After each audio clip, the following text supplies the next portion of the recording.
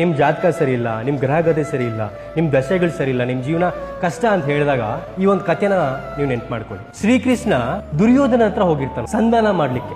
ದುರ್ಯೋಧನ ಕೃಷ್ಣನಿಗೆ ಅವಮಾನ ಮಾಡ್ಬಿಡ್ತಾನೆ. ಆಗಲ್ಲ ಅಂತ, ನನಗೆ ಅವಮಾನ ಮಾಡಿದಿರಾ, ಈಗ ಯುದ್ಧ ಆಗೇ ಆಗತ್ತೆ ಅಂತ ಹೇಳಿ ಕೃಷ್ಣ ಹೊರಟೋಗ್ತಾರೆ. ತಕ್ಷಣ ಧೃತರಾಷ್ಟ್ರ ಜ್ಯೋತಿಷಿಗಳನ್ನ ಕರೆದು ದುರ್ಯೋಧನ ಜಾತಕವನ್ನ ತೋರಿಸಿ ಯಾರು ಗೆಲ್ತಾರೆ ಯುದ್ಧದಲ್ಲಿ, ಇವ್ನ ಜಾತಕ ಹೇಗಿದೆ ಅಂತ ತೋರಿಸ್ತಾರೆ. ಸೊ ಅವರು ಎಲ್ಲವನ್ನು ಕೂಡ ನೋಡಿ ದುರ್ಯೋಧನನ ಜಾತಕದಲ್ಲಿ ಎಲ್ಲಾ ಗ್ರಹಗಳು ಕೂಡ ಉಚ್ಚ ಸ್ಥಾನದಲ್ಲಿದೆ, ನಕ್ಷತ್ರಗಳು ಪರ್ಫೆಕ್ಟ್ ಆಗಿದೆ, ಒಳ್ಳೆ ದಶೆ ನಡೀತಿದೆ, ಈ ಯುದ್ಧದಲ್ಲಿ ದುರ್ಯೋಧನನ ಗೆಲ್ತಾನೆ ಅಂತ ಹೇಳಿ ಹೋಗ್ತಾರೆ. ಸೊ ಯುದ್ಧ ಶುರುವಾಗುತ್ತೆ.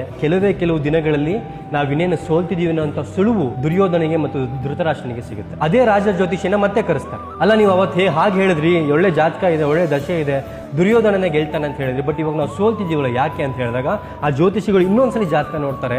ಜಾತಕ ನೋಡಿ ಹೇಳ್ತಾರೆ, ಅವ್ರ ಕಡೆ ಯಾರೋ ಒಬ್ರು ಇದ್ದಾರೆ, ಅವರು ಗ್ರಹಗಳ ದಿಕ್ಕನ್ನೇ ಬದಲಾಯಿಸಿದ್ದಾರೆ, ನಕ್ಷತ್ರಗಳ ಪ್ಲೇಸ್ಮೆಂಟ್ ಅನ್ನ ಬದಲಾಯಿಸಿದ್ದಾರೆ, ಅವ್ರ ಕಡೆ ಯಾರೋ ಇದ್ದಾರೆ ಅಂತ. ತಕ್ಷಣ ಅಲ್ಲೇ ಇದ್ದಂತ ವಿದುರ ಹೇಳ್ತಾನಂತೆ, ಅವ್ರ ಕಡೆ ಕೃಷ್ಣ ಇದ್ದಾನೆ.